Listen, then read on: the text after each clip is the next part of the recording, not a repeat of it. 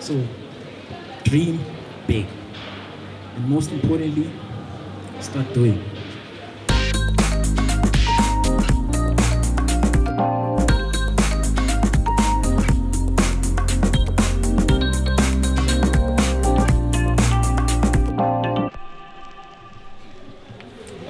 So my name is LAW Ngcobo. A lot of people always ask me why Law. That's because it's my initials. Um, L for Linda, A for Andile, and W for Walter. And that makes Law. So what I'm here to talk about today is the business of creativity. And the reason why I'm talking about this is because it's one of the issues that are that are very important that we sort of like know and we get to adapt with. So before I actually start, I'd actually like to know who here owns a business or is a freelancer. Quite a few. Why is it that there are so less people that are freelancers or just started a business? Because you already have the skills to actually start your own business. So why is it that you haven't started your own business? We are afraid. We are afraid of failure. We are afraid of the unknown. And another thing, we feel that people out there that actually start business, especially in the beginning, they're not valued. The same. We are the same as the next person, the next average person in our space. And that's a problem that we need to shift away from. We have big dreams, but we never set goals. We never actually write down our goals and actually have a plan on how you're going to achieve your dreams or for what you wish for.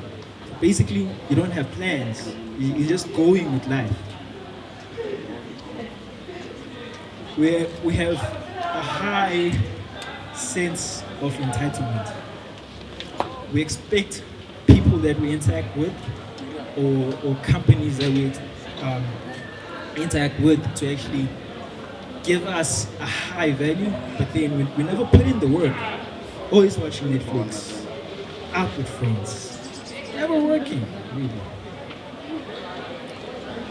Another thing that probably has discouraged you, if you probably tried being a freelancer, if you probably tried starting your own business in your skill, is that clients always asking for discounts, asking for free stuff.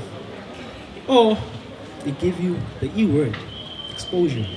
They say, I'm actually going to expose you to a friend that I know.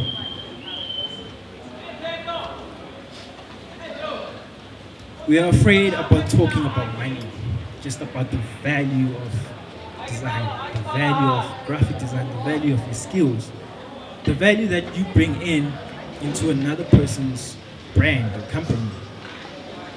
The reason why we're afraid to actually talk about it is because we're afraid that you might actually chase them away. So you end up charging less, and or you think about the fact that if a person comes to you, you're like, let me just do the work quick. I'm gonna do the work, and then I'm gonna start talking about money at the end. They do have a high reputation, so of course they will pay. But you're afraid of actually talking about it.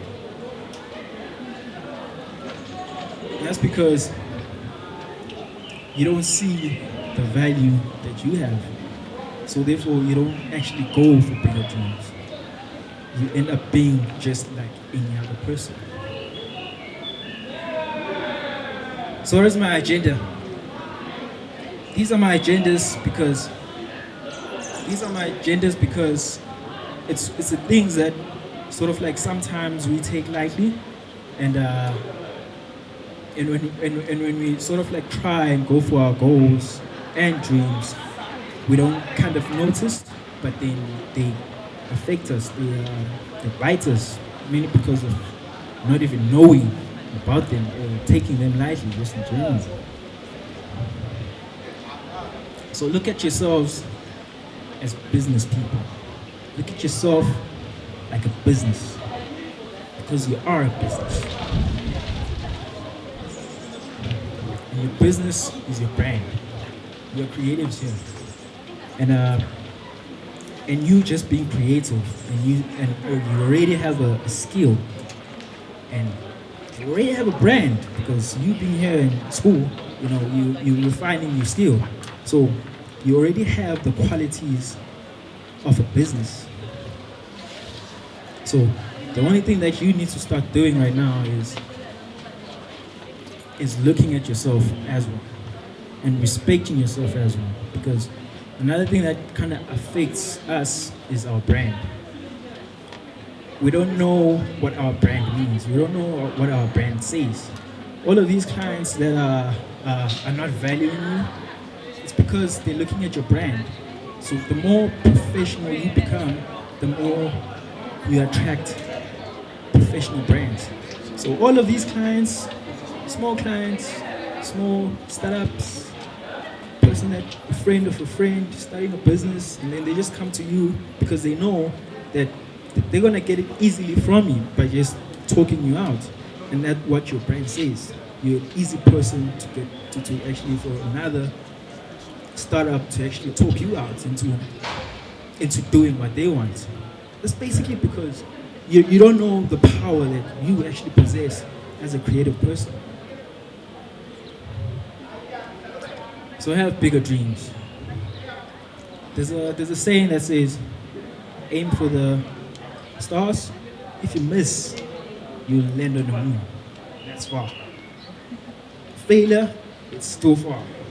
You're still far from the next person, the next average person, because the dreams that you've set for yourself are so high. Even when you are actually just talking to a friend, like just talking about your dreams in general. Like, no man, you fine, bro.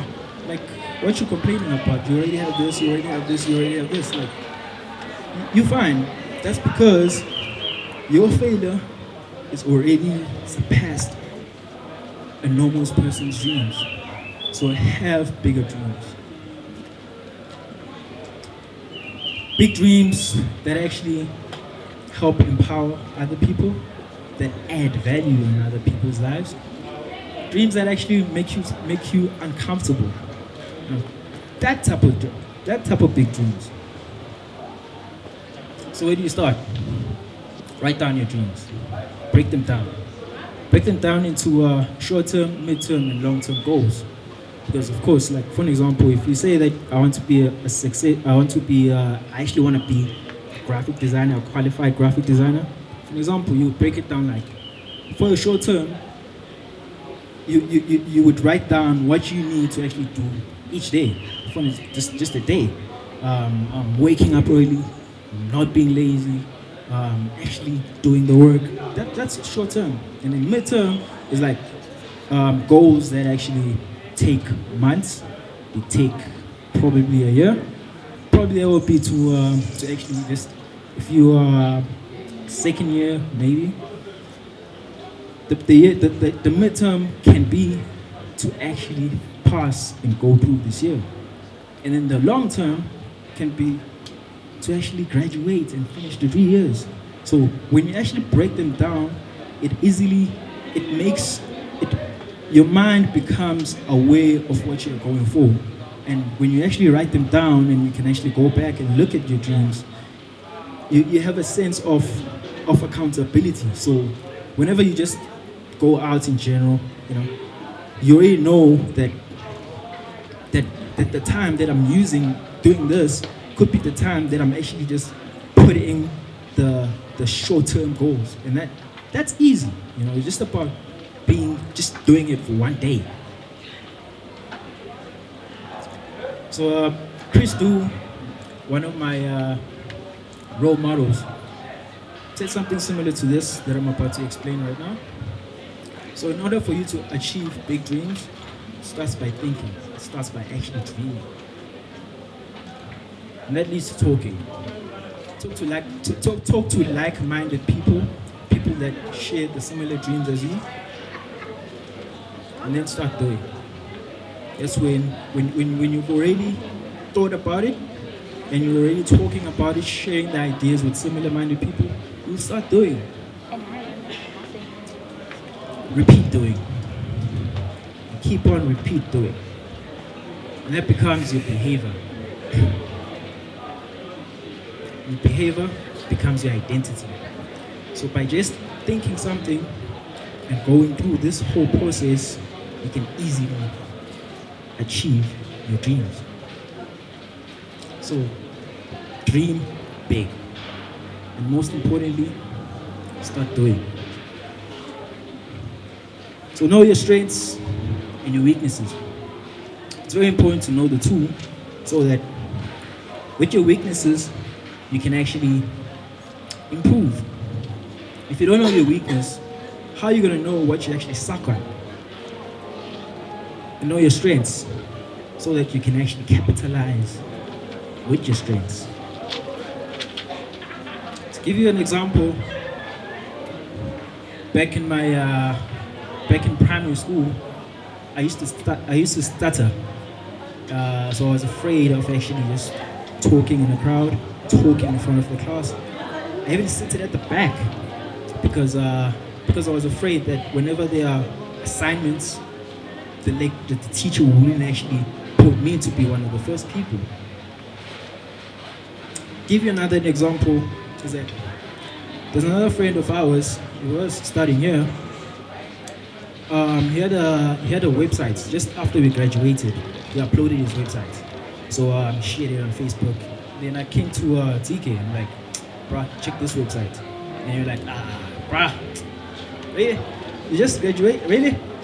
You know, it sucks, bruh. Like, look at the images, they're not cropped properly. Like, just the whole design isn't proper. And then I was asking him, but where is ours? Where is our website? The thing is, if you don't actually put in the work, you're not gonna know what you actually suck or good at. So for him, he knew what he sucks at, and he knew what he's good at. So at least now he knows what to actually improve on. So basically, there's something that he can actually. He was already a step forward in front of us because he was already doing it. And fine, it sucked, but he already did it.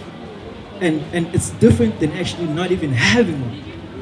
And that's why we kind of look at other people and judge, but we never look at ourselves in the mirror. It's like this. It's like a slingshot. Your weaknesses are going to pull you back. And until you improve them, that's when you go forward in life. But the question is, where are you going? Your environment is crucial. Your friends, family, people you follow on social media, those people influence you in some type of way. They're the ones who influence you on how you talk, friends. They influence you how you make jokes, how you interact, your behavior in general. So it's very important to understand and be aware of the fact that your environment influences you. And that goes for both good and bad. But now if you're aware, you will know what type of energies to actually have around you. Why is this important? This will actually allow you to actually succeed in your biggest dreams. It will allow you to impact other people. It will allow you to create jobs. We all know the state right now of our country, and we are also a part of the contribution to this country. And if you start your own business and you don't just put food on your table, but you put food on other people's table, that's big. And lastly, you will be able to even contribute to your greatest desires, to what you actually strongly feel about. For an example, like me, I was raised by my grandmother, and the one thing that I really want to do is uplift her life. Thank you.